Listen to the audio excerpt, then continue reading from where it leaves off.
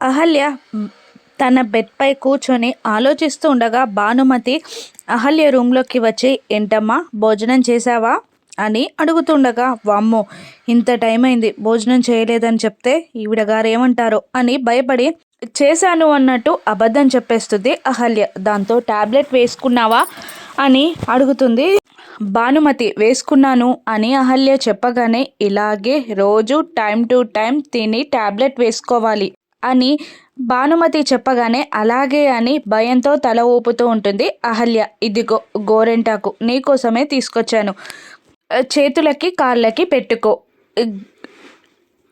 ఒంట్లో ఎంత వేడున్నా ఈ గోరెంటాకు తీసేస్తుంది, నీకు నీ కడుపులోని బిడ్డకు ఇది మంచిది అనగానే అలాగే అంటూ తల ఊపుతూ ఆ గోరెంటాకు గిన్నెని తీసుకుంటుంది అహల్య.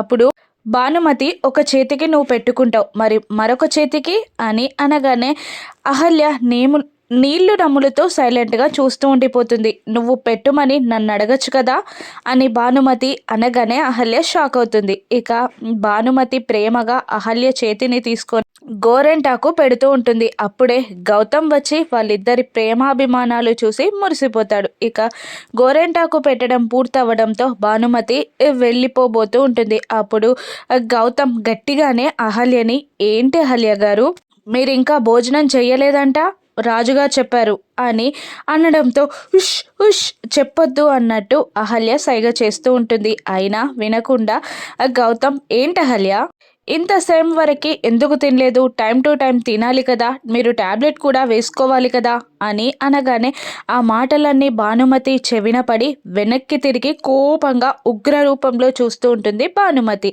ఉష్ చెప్పొద్దు అన్నట్టు గట్టిగా అరుస్తూ భయంతో వణుకుతూ గౌతమ్కి సైగ చేస్తూ ఉంటుంది అహల్య. కానీ గౌతమ్ ఏమీ పట్టించుకోడు. ఇప్పుడు భానుమతి అహల్యని ఎన్ని తిట్లు తిడుతుందో రాను ఎపిసోడ్స్లో చూద్దాం. Thank you for watching.